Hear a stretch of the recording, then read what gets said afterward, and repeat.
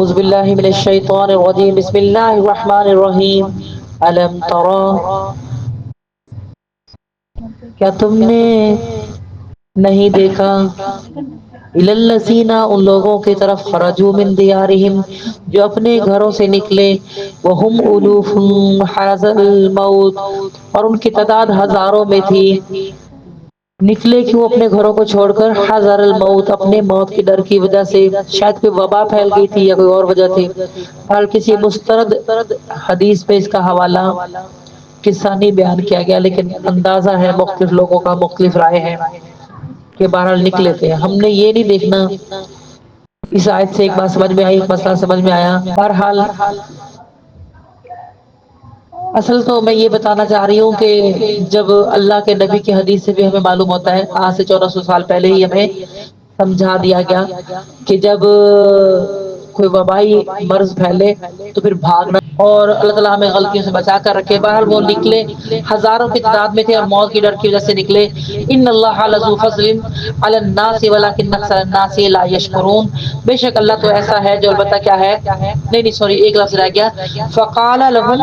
فقال لهم اللہ موتوا تو جب وہ ہزاروں کی تعداد میں نکلے تو اللہ نے غصے میں ان کو کہا کہ تم مر جاؤ سارے کے سارے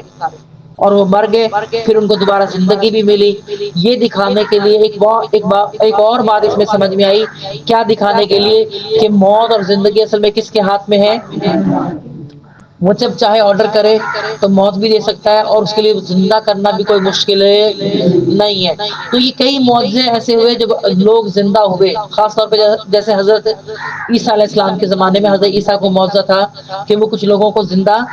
اور یہ صرف حضرت عیسیٰ کا تھا یہ میرے نبی کا بھی معجزہ نہیں رہا جس کو اللہ نے جو خوبی دی اور یہ بھی وہ زندہ کیسے ہوتے تھے چند لمحوں کے لیے کوئی یہ نہ سمجھے کہ وہ جیسے ہمارے ہاں رواج ہے ایک چل رہی ہے کہانی بے شک اللہ رب بڑے فضل کرنے والے ہیں علی الناس لوگوں پر ولکن اکثر الناس لیکن اکثر لوگ لا یشکرون وہ شکر کرتے ہی نہیں ہیں وقاتلوا فی سبیل اللہ اور جہاد کرو لڑائی کرو اللہ کی راہ میں وعلموا اور جان لو ان اللہ سمیع علیم بے شک میرا اللہ سننے والا بھی ہے اور جاننے والا بھی ہے بڑی پیاری آیت یہاں سے آ رہی ہے من ذا الذی یقرض اللہ قرضا حسنا کوئی ہے کیا کوئی ہے جو اللہ کو قرضہ دے اور قرضہ بھی کون سے والا قرض حسنا یہاں اللہ نے اپنی محبت کی نا انتہا کر دی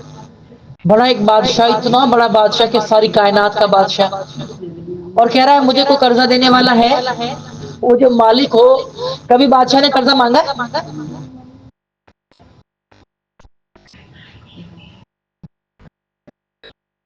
تو اللہ کس قرضے کی بات کر رہے ہیں کہ جو میری راہ میں خرچ کرے گا وہ یوں سمجھ لو وہ مجھ پہ قرضہ چڑھ گیا ہے یہ اس کی محبت کی انتہا ہے اللہ کی جو وہ یہ الفاظ بول رہے ہیں اللہ تعالیٰ